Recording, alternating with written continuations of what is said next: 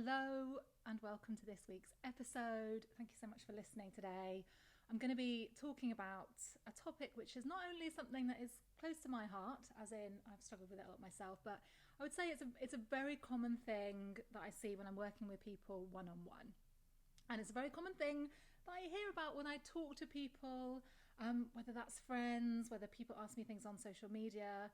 It comes up a lot, and it's this idea that we need to earn our rest, that we have to be productive all the time, and that actually if we're resting, even on holiday, even just reading a book at the end of a long day, that is somehow not okay. That there's this internal pressure that we feel that we put on ourselves, pressure that we may feel from society, from other people, from social media, that we have to be producing, doing something quote unquote worthwhile nearly all the time. So if you relate to this, if this is ringing some bells of recognition in your mind, then stay tuned to this episode, because I'm going to be exploring this topic and then of course offering some really practical tips and things that you can do to overcome this. So if you haven't already checked out my website, www.calmeryou.com, you can head over there. I've got loads of freebies for you, loads of things for you to get involved with, whether you're looking to calm your mind, feel more confident, grow your self-belief. There's tons over there, so do head over and grab those freebies. So the first topic that I wanted to get into on this topic is around this idea of the 9 to 5 and working 5 days a week. So we've kind of taken it for granted that this is like the best way. People do it all over the world, the best way of working. But actually, this structure of working is really, really outdated. It was actually brought in by Henry Ford in 1926 for factory workers. The people, Henry Ford was thinking about how can we squeeze as much work out of these factory workers without killing them, basically. And obviously nowadays we work in such a different way. We are using our minds more than our bodies. We're working creatively. We're sitting down at a desk. We're not working in factories. And so it is completely illogical to assume that working 9 to 5, or actually, let's be honest, so many of us are working 8 till 6 or 8 till 10 o'clock at night sometimes. And actually, this way of working does not suit the type of work that we do now. It doesn't suit the human brain and the human body, and it doesn't suit our happiness. It doesn't suit our productivity. And they're doing more and more studies into things like the 4-day week or the 6-hour working day, and looking at how this can actually increase people's happiness at work, increase their productivity, increase their ability to be creative, relationships with other people at work. So firstly, let's just not assume that working 5 days a week, 9 till 5 or 8 or 10 or 14 hours a day, whatever it is you're working, let's not assume for a minute that is the best way of doing things. And I've spoken to a lot of other creative people, I've spoken to a lot of authors in particular, and time after time people will say, there's no way that I do any more than about 4 or 5 hours of writing a day. It's literally impossible for me to do that. So, when you think about it like that, 4 or 5 hours of focused work rather than 8 hours of going and surfing Facebook or going and chatting to someone by the water cooler. Maybe there is a different way of working that doesn't involve sitting at our desks for 5 hours a day and then maybe beating ourselves up because we're not being so productive within those 8 hours. But actually, there's a really good reason you're not being productive. It's because it doesn't really suit us to work that way. Now, the next thing I wanted to mention was how much our mindset around work has been influenced by capitalism, by our consumerist culture that we live in. This sense that the more you work, the more successful you are, quote unquote successful, the more money you have, the more successful you are. All these messages that are kind of drummed into us from an early age, from watching TV shows about people that have lots of money and amazing clothes and handbags and how that can lead to happiness, or this glamorous kind of lifestyle that we've been sold. And yet, let's be real.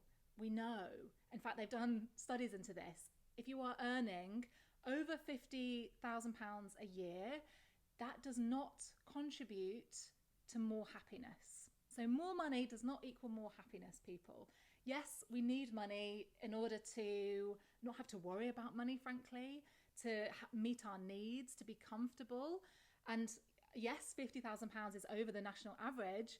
But if we're striving and pushing ourselves to make more and more and more money, thinking that it's going to make us more happy, and actually that striving and pushing and putting pressure on ourselves and overworking and burning out is actually leading to us not being happy, because we're not able to fully enjoy ourselves when we're burning out, when we're putting so much pressure on ourselves, then what is the actual point? What is the actual point?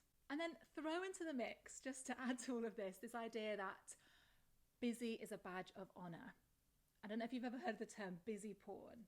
This basically means people bragging, or maybe humble bragging, about how busy they are, how crazy busy their schedule is, how they haven't even got time to breathe, how they don't have time to go to the toilet. They certainly don't have time to meditate, far too busy for that. And actually, there's this glamorization, or there was until recently, I think it is changing, there's this glamorization of busy, that busy equals success, that busy equals important. And really, if busy doesn't feel good for you, it certainly doesn't feel good for me, then that's not successful. And many people that I speak to, many of my clients, when we dig into this idea often comes from somewhere. So perhaps when you look back at your life, your childhood, you can see that your mum was someone that was always on the go. If she wasn't working, she was cleaning, or she was studying, or she was doing something else. Or maybe your dad, had very high standards, or he was a workaholic, or there was this sense that, no matter what you do, it's never quite good enough. So I invite you to look back in your life and see if you can pinpoint where this attitude of needing to work all the time, or needing to be busy all the time, actually comes from. Because more than likely you're going to find it somewhere in your past, and it is this subconscious program that we take on board, and that can really, really stay with us.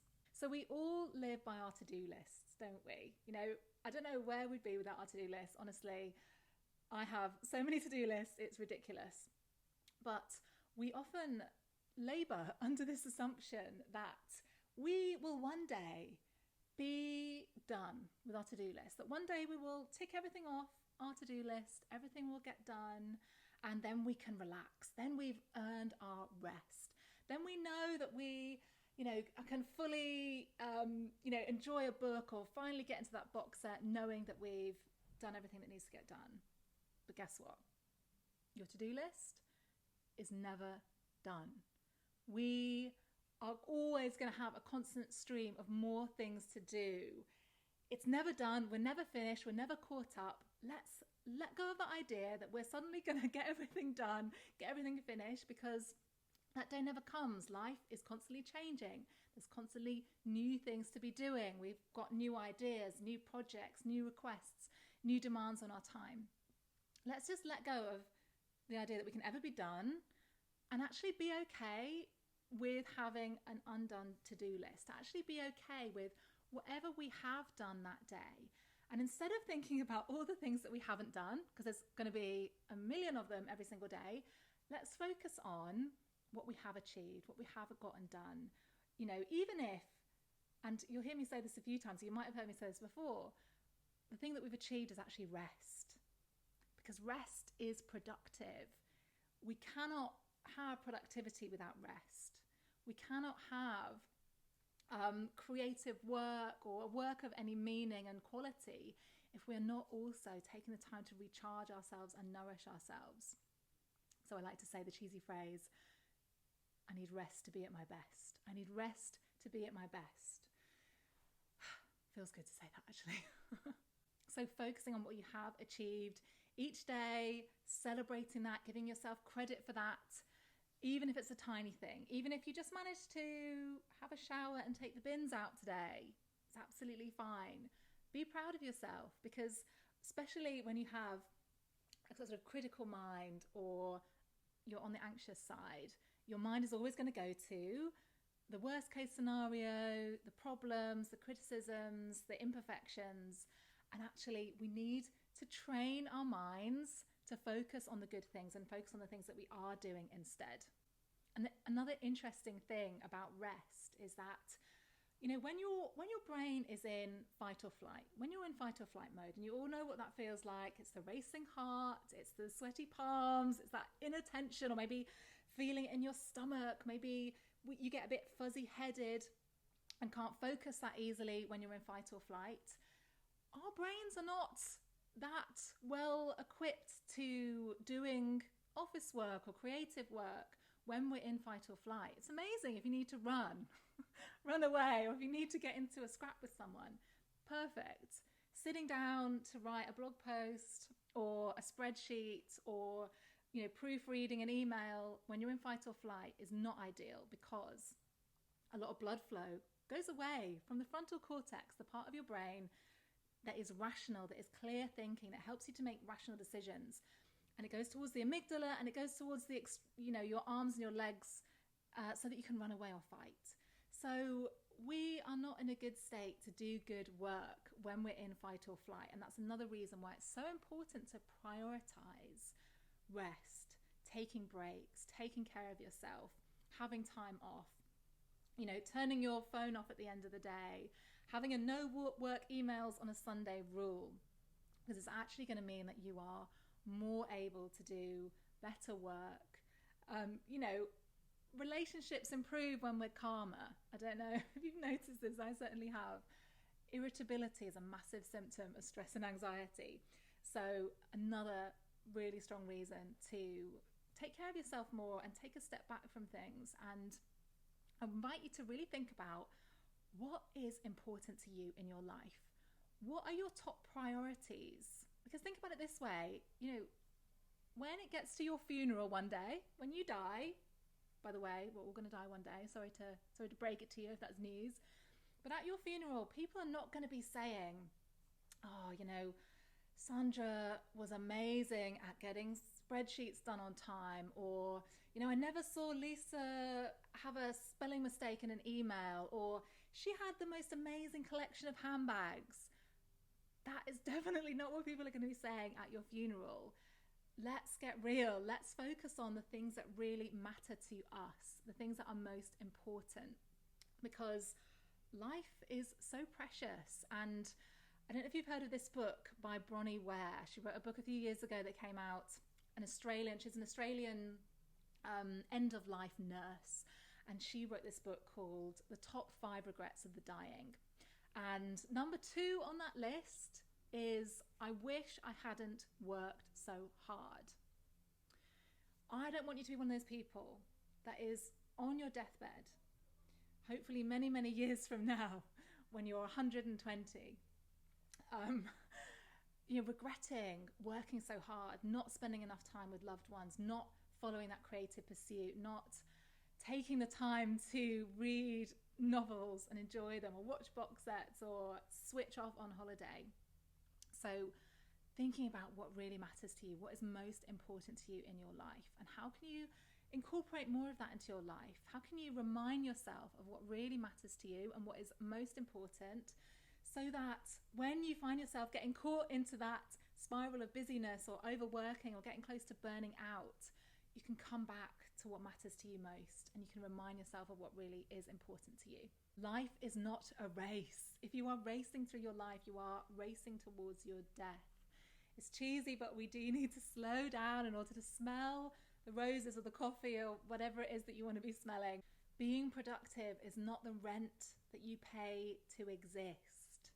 You are worthy. You are deserving of just existing. You don't need to be productive all the time in order to earn your oxygen. Let's get away from equating how productive we are with how worthy we are, and come back to remembering that as human beings, we are so incredible. We have the most complex bodies and minds of any known creatures in the universe. We've been evolving out of stardust for billions of years.